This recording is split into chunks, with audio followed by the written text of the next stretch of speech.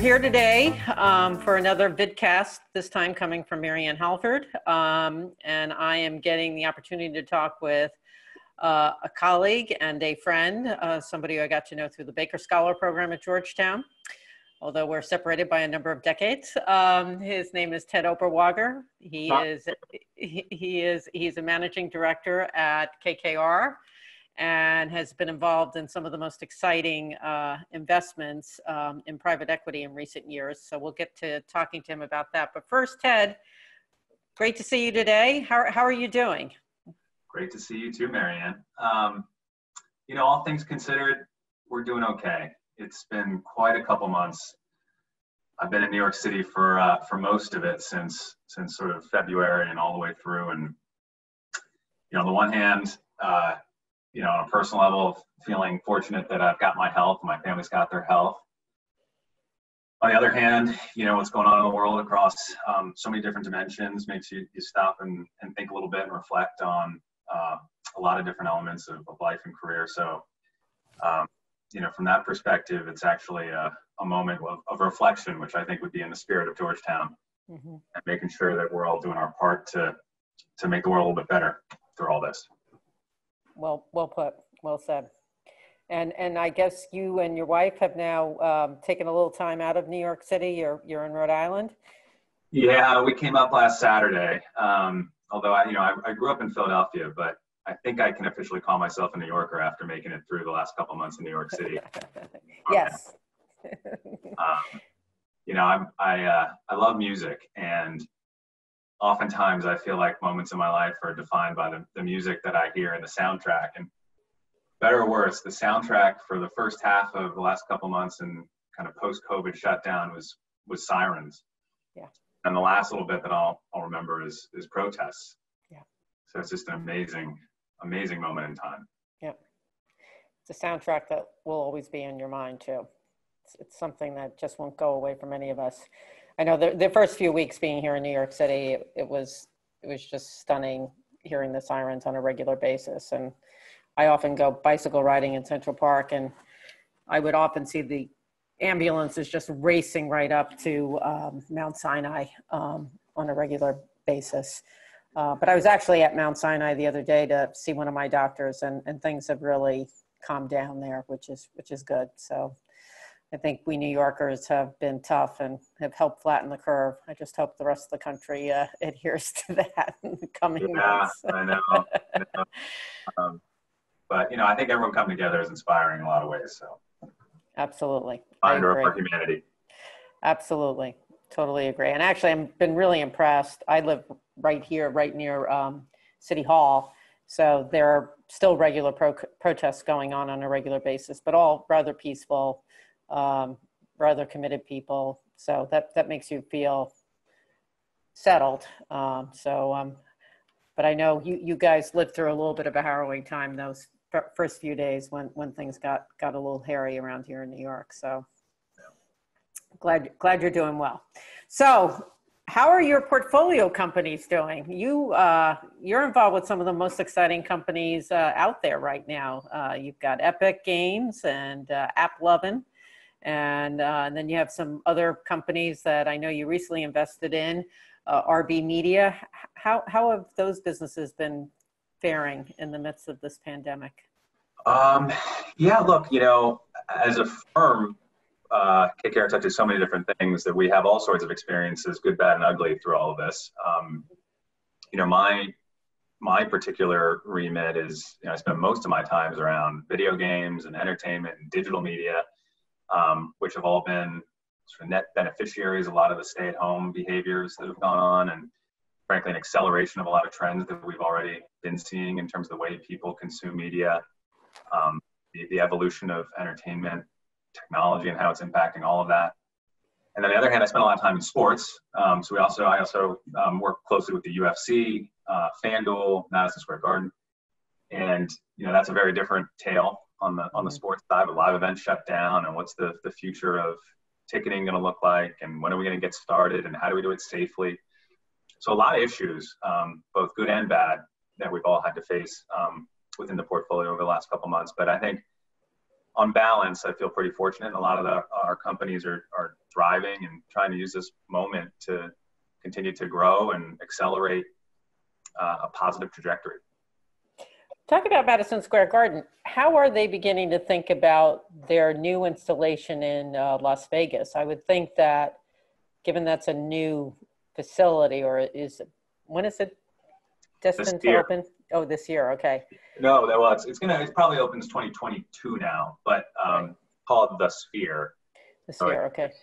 Spherical building that it's going to cost, probably over $1.5 billion when all is said and done. But the company is very excited about revolutionizing the live entertainment experience and what that means and how interactive and immersive you can make media now in the physical world.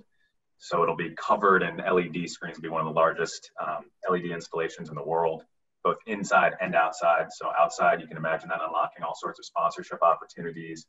And then inside, you can imagine going to see a DJ, and now all of a sudden you've got a world around you. They'll have technology that it's called beamforming on the audio side, which will actually be able to send very specific sounds to different places in the venue. So at the extreme, you can imagine a corporate event where someone's speaking in English and another voice is translating in French and sending it to a different part of the arena for French speakers. So some amazing things, and haptic sensors all over the floors, so you really be able to feel and experience what you're actually seeing or hearing. So it's pretty exciting, and the vision is very large, and it's definitely an ambitious undertaking, and we'll see how it goes. But I'm excited about it. Are they looking at putting in new types of sanitization capabilities as well, given this COVID environment?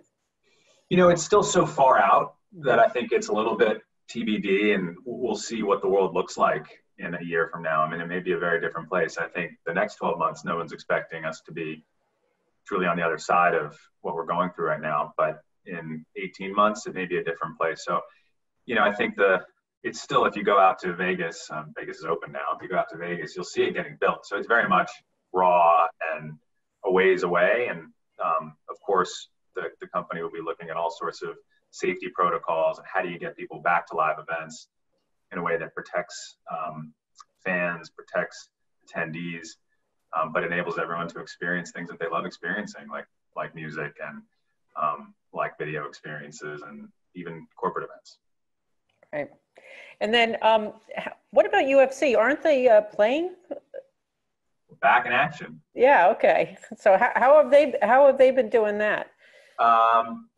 Look, I mean, it's an amazing management team. They have been so thoughtful in the way that they've restarted that sport, careful in the way that they've handled fighter safety, health protocols. So early May, we got back in action. And we've been running events since then and really have done it, knock on wood, without too much issue. I'm sure the path will not be linear. This is sort of uncharted territory for everybody. But they've done a great job getting back up and running, and heavy degree of testing, monitoring. We're fortunate in the sense that the magnitude of the people that you have to take care of versus, let's say, the NFL, it's much more manageable in that respect.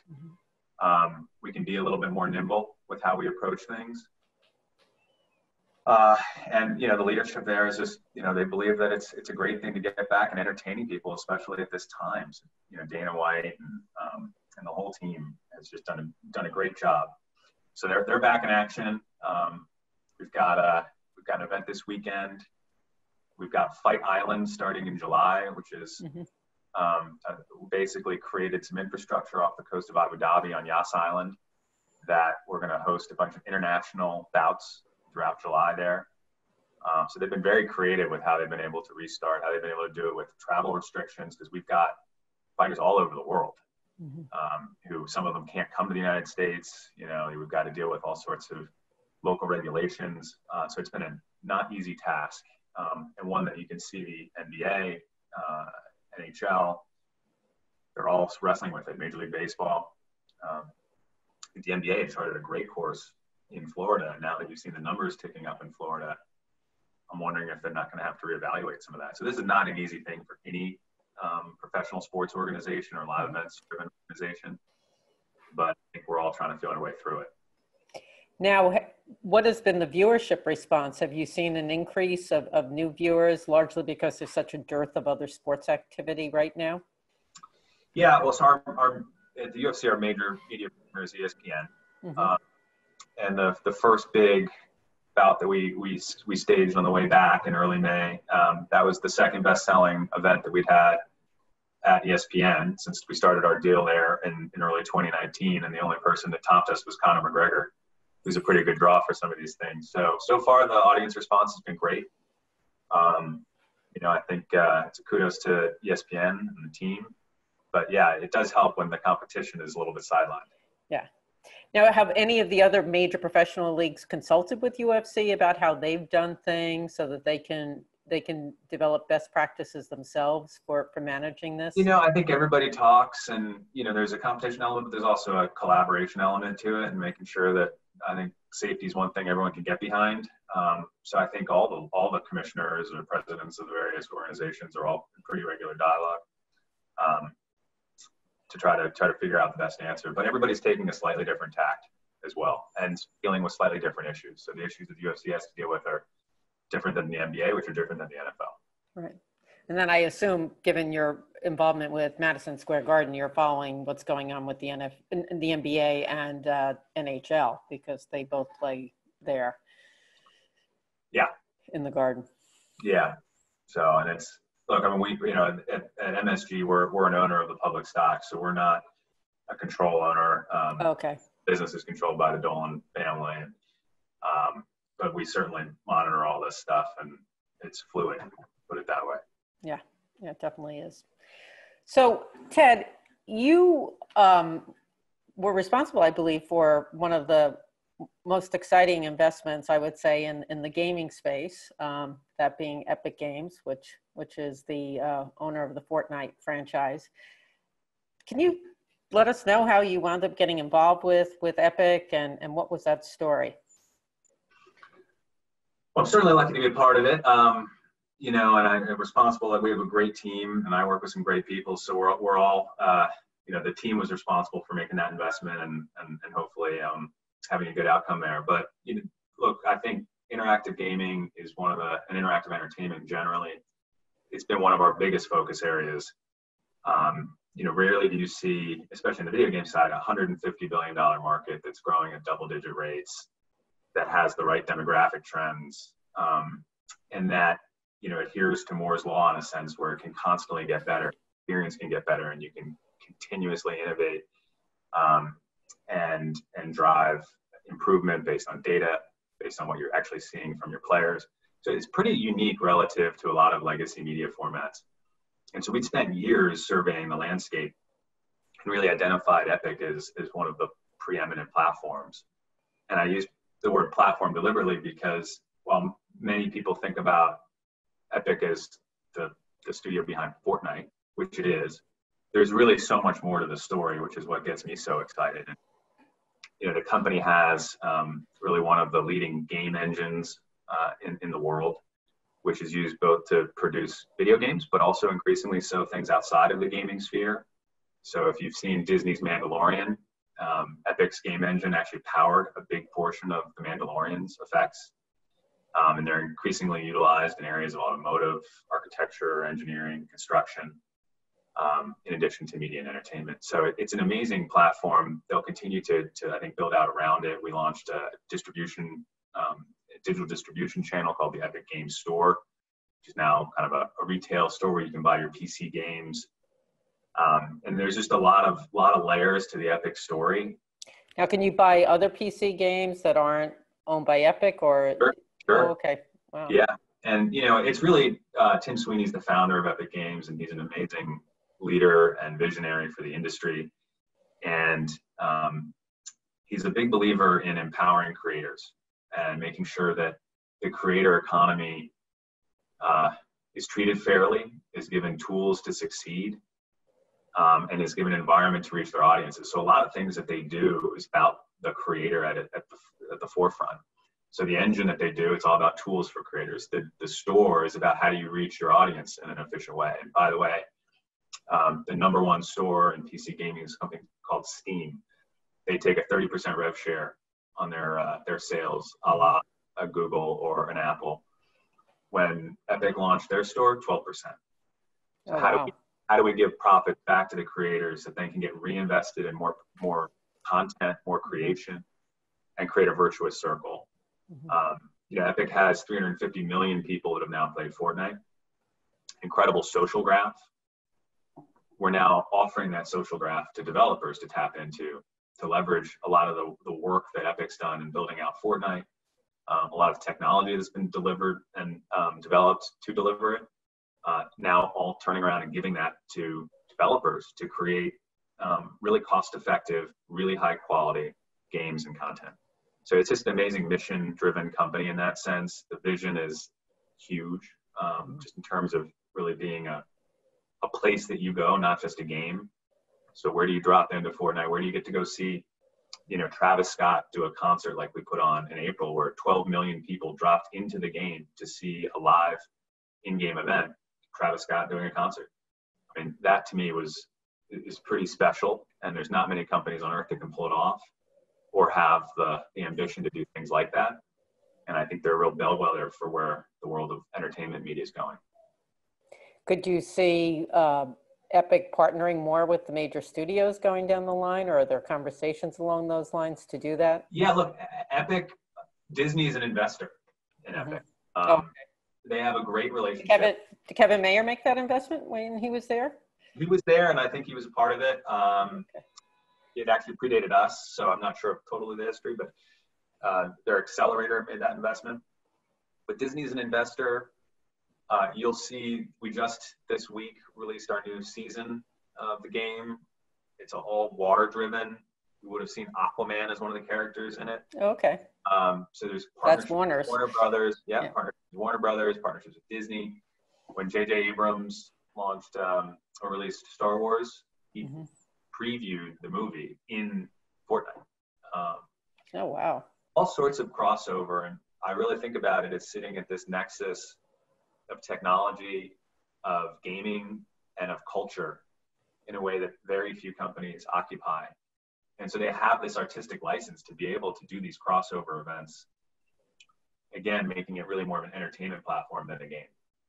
But also, isn't community a really significant part of what Fortnite is about as well, in the sense that it's created this whole ecosystem, if you will? Yeah, 100%. In April, people played 3.2 billion hours of Fortnite. 3.2 billion hours. And a lot of that's in what you think of Fortnite as this sort of battle royale, last man, last person standing game. But a lot of it's actually in different parts of the Fortnite ecosystem that don't have shooting or any sort of gameplay in that way. And oftentimes people just go to hang out with their friends, drop in, talk to, and share that experience. We were, sometimes it's better to be lucky than good, I say, frequently in my life. And last year we bought a company called House Party.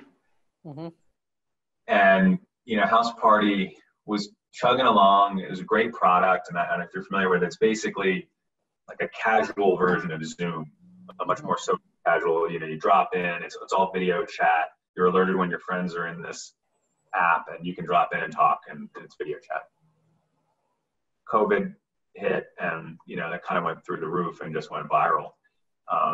So we are now taking that platform and figuring out ways that we can actually utilize it more in the Fortnite ecosystem. And even before, we were seeing that one of the main use cases for House Party was for people to chat while they were playing video games. So there's all sorts of synergies there, and I think you'll continue to see Epic push into social, but in their own way. They're not going to sell people's data. They're not going to sell advertising, but they are going to make Fortnite an inherently social experience. So they're actually, I guess, a paragon of how these companies should be managed versus how some of the other ones are managed. No comment. You know what, I'm just making an observation. Talking about Fortnite, though, it was interesting. I was on the phone yesterday with a colleague at one of the major studios, and speaking with utter reverence for what Fortnite is or what Epic is and what they've created and built, but at the same time frustrated because he recognizes that this is something that's not in the DNA of the company he's part of. And while this company is trying to defend its existing franchises and businesses, it's trying to plot its way into the future, but doesn't necessarily have the courage, if you will, to do what needs to be done, or maybe even the DNA to do things like you see in a company like Epic. What are your thoughts about what major media and entertainment companies need to do to think about how they can not try to be Epic, but how can they learn from Epic and take themselves forward in more interesting and dynamic ways? Look, I mean, all these categories of media are their skill sets that get built up over time. They're very driven organizations, talent. You have to have a respect for the craft. I mean, it's the same thing of why no one else can be Pixar or why Disney maintains 40% share of the box thereabouts, right? I mean, they have this muscle memory that's built up over time. They have people that understand how to make great content, movies, TV shows, games. So I think you have to start there with just a general respect that it's crossing over one way or the other. I mean, if Epic wanted to go produce movies, I'm not sure they could do that very well either. And so I do think it's not so easy to just all of a sudden say, I want to go be in the gaming world and flip a switch and you're going to make it work. We've certainly found that creators and, I'd say across all formats really, like their independence. So I've found that a lot of times when big media or big companies have tried to get into games, they've tried to integrate deeply or impose their will on other companies versus letting them sort of be themselves as an organization. And I certainly think in the gaming world, at least my experience has been, you've got to let studio heads be leaders and let them lead. So I do think, the kind of big media has to have a recognition of where the world's going, a respect for the challenges of going into it. And then I think you can create healthy partnership between the two industries. And ultimately, they're all in a fight for attention. I mean, that's why Reed Hastings said he competes with Fortnite as much as anything else. It's about how do you drive people to spend what is a very finite resource, their time with you, and develop a brand around what you stand for, an affinity for what you stand for, and keep you coming back each and every day. Some people have referred to it as the attention economy. Yeah, absolutely. And then when you think about the people that play with Fortnite, are there people like me in there doing it? Is there a wide section of different aspects of the population? I mean, obviously we have, a strong minority community. Are they involved as well in Fortnite, or are they more are they participating as much as perhaps white kids from the suburbs? Yeah, look, I think the audience is shockingly wide. Okay. I think the female demographic is probably somewhere in the 40%. That's pretty good. Yeah, I mean, you'd be surprised, but anything that gets to that scale, ultimately has to tap into a pretty wide market. And it's fairly global as well, correct? Extremely global, with the exception of China, for regulatory reasons, really. It's everywhere. So you have a phenomenon that truly is global, that appeals to a very wide audience, both in the core game, which again doesn't really have blood and guts. It's got a fun feel to it, which I think is one of the things that enabled it to go so mass market, and then has been able to again pull in all these elements of culture, where you're now having concerts in the game, and there are creative mode, which enables you to just build your own island, and it's almost like a Roblox feel if you're familiar with that game. So there's all different ways to engage with the platform, and it's not all battle royale, teenage boys. Okay, well that's good to hear. So, what are your thoughts about the environment, the investing environment right now? Are you looking at any deals actively presently? Definitely. Obviously, you can't tell me the details, but I was curious as to whether or not you Yeah, guys well, are look, poised to. we always try to have something Mhm. going. But it's been a unique challenge, I'd say. I mean, as a firm, I think since late February, which is sort of when we kind of marked the latest crisis, the beginning of it, through last week or so, we deployed about $18 billion. Wow. Guys, we've been incredibly busy. Wow. Uh, And what areas have you focused on in the 18 of that 18 billion? yeah, I mean, look, it's really been a continuation of areas that we've been focused on before. I think it's hard to start cold in today's environment. So Right.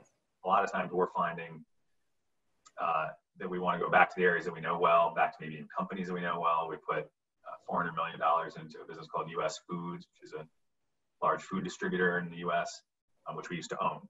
So we went back in a lot of ways. But I'd say we're trying to stick with the things that we're familiar with.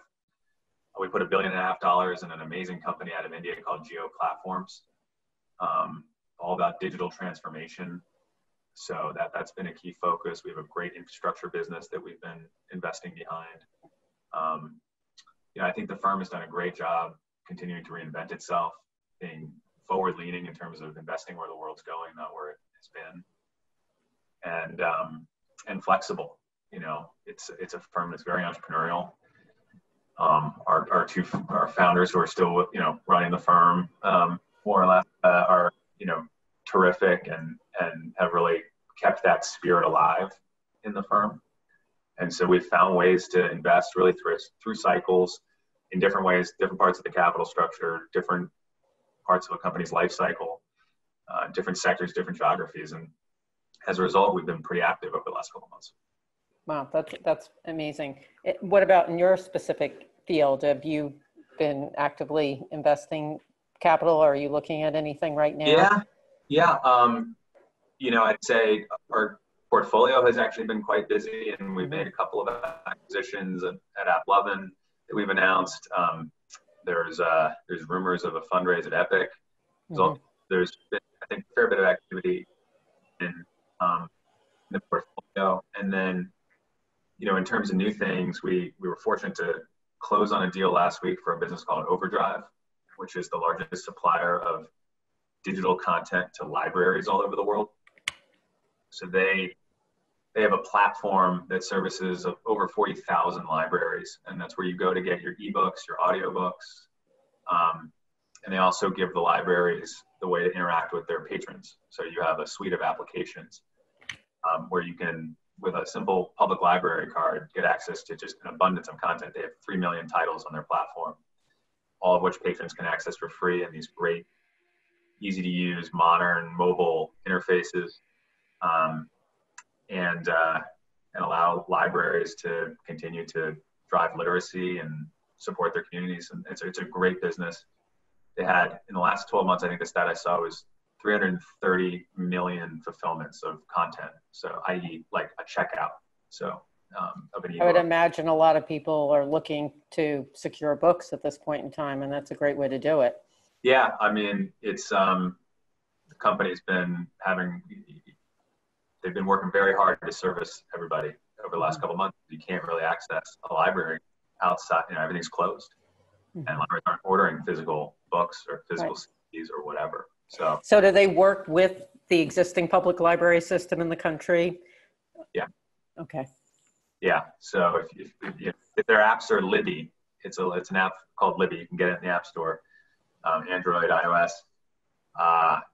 And they basically give the libraries the ability to offer their consumers a great experience, as well as the marketplace to go buy all this content, allocate their collections budgets. And so it's sort of a win-win-win story. And I think it's really accelerated their business over the last couple of months because people are less interested, I think, even on the other side of all this, checking out a book that's been in 18 homes when you can just Exactly. your phone, your computer, if you're lucky enough to have one, to get a book. Right. Totally makes sense. So what do you think the outlook is for the next 12 months? Granted, nobody has a crystal ball. If we did, we'd all we'd all be a little bit more relaxed about what's going to happen. But when you think about how you could see things unfolding over the next 12 to 18 months, what are some of the things that you're looking for or looking at? Yeah, look, I mean, choppy, if that would be one thing I would say. I think it's going to be fits and starts a little bit. I think we may be in the midst of one right now as we've opened up the economy and you are starting to see places like Florida and Arizona and Texas spike. And, just today, the CEO of AMC Theaters had to take back and walk back a policy that they were originally going to launch and open all their theaters and not mandate masks. And there was a public uproar, and they decided that they were going to come back and now you wear a mask when you go see a movie at an AMC theater. So people are all learning, and I think there's going to be all sorts of choppiness over the next 12 months. So I do think being nimble and having a flexible approach to investing will be a real asset as things change fast. I also think you're seeing an acceleration of a lot of trends that were already underway. I mean, you think about the pay TV ecosystem and cord cutting, and a lot of that, people talk about sports being the last piece that was holding the bundle together. Well, without sports, you've seen all-time record cord cutting. I think in Q2 is what we're going to see. So if you start seeing 6, 8, 10 million homes cutting the cord on traditional pay TV, that's a real acceleration from what we were seeing pre-COVID. E-commerce is a great example. I think companies like Instacart, obviously Amazon, but you're just seeing a boom in areas where, I've heard from a couple of my venture friends, we hit our 2025 business model and business case this year. It just pulled forward years of growth. Yeah. So I think you'll see that. I think you're seeing it in home entertainment and digital media and just the way people are consuming. A lot of the things were already underway, just skipped a few years. I'm not sure they're going to go back. So we're going to continue to focus in the areas that we have been in terms of, strong IP and content, in terms of interactive entertainment. I think the live event world will come back, and I'm still a believer in that. I can't wait to go back to a concert at some point. But we got to be, thoughtful with how we invest in that space, and we're in no rush. I think it's going to take some time. Yeah, it definitely is going to take some time, for sure. What do you think it's going to mean for colleges this fall?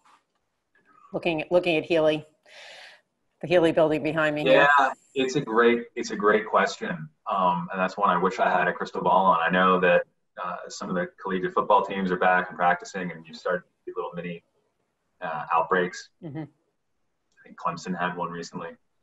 So I don't know how college is going to get back and that experience is going to be. My little sister is starting a business school this fall. It's going to be a very different business school experience than I had. And I think if college sports are canceled or pushed, you're going to see a real ripple through effect that's not going to be good, just given the importance of collegiate sports revenue to a lot of universities. I think about conferences like the Pac-12, the SEC. I mean, that's a real source of revenue for all these schools. And if that gets impaired, I think there's going to be some real potential disruption. Mm-hmm. So I'm waiting with bated breath to see how it goes, but it's going to be an experiment. So there are young Georgetown grads out there who want to get into private equity or get into areas of the media and entertainment industry. What are some advice that you have for them right now? Look, I probably the best thing I did when I was at Georgetown was cold call a Baker scholar, a former Baker scholar named John Quigley, who was, involved with private equity investments and then around Princeton University. And I got in touch with him. I probably sent him an email or whatever, said, I'll come to you. You don't have to do anything. I got in a car. I drove from Philadelphia. I went and saw him, and he was really kind with his time. And, it became a mentor of mine and someone that kind of explained the ropes a little bit, gave me great advice. So I think first thing is find great people in your life who can be mentors throughout. Second thing is don't be shy to just reach out and help. We were all college freshmen and seniors at some point in time, and we had people help us, and everybody should try to pay it forward a little bit, pay it back and forward. And then really just, go after passions and try to be smart and educated when you do get in the room and have the conversations. I mean, I remember I was a classics and philosophy major, so about as far away from Wall Street as you can get. But I spent an awful lot of time reading and learning outside of the classroom in some of these areas, so that at least when I got a shot, I wasn't totally, from a standing stop. So, yeah, I'd say that's good people in your life, good mentors. Be proactive, don't be shy, and try to be prepared when you get your shot. Any things they should be reading or listening to as well? I get a lot of news from Twitter. I'm not sure that's going to be the best. There are some great writers right now, and so much is amazing because everything's free. It's kind of remarkable how much good content there is there. I'll tell you, one of the favorite writers and thinkers in media right now for me is a guy named Matthew Ball. Yeah, I agree. Who writes a lot about Fortnite. So hopefully that's not confirmation bias for me, but I think he's really thoughtful around the future of media and entertainment and how technology is going to change those industries. So he's got a website that you can go to and get great content for free. Great. Well, Ted, thank you so much for your time today. It was really great talking. I wish you continued health, safety, and success in your career. It's an interesting time, and I just hope things just continue to go well for you and you get through all this. Thank you, Marianne. Well, look, I'm lucky because I talked about people as I mentioned John, but I should mention you and Rich Batista, who, Rich basically gave me my first job on The Real World at MTV when that show existed, and early reality television. And he was so helpful to me, and in some ways really changed the trajectory of my career. And then having someone in the bigger program like you who had chartered a course in media, I mean, it's I feel very fortunate to have had people in my life who try to take you under their wing and show you the ropes a little bit. Well, now it's your turn to do it for the younger ones, and I know you will. You got it. Call me. Well, I'm young at heart. Right. Thanks so much, Ted. You got it, Marianne. Have a great weekend. Be well. Bye.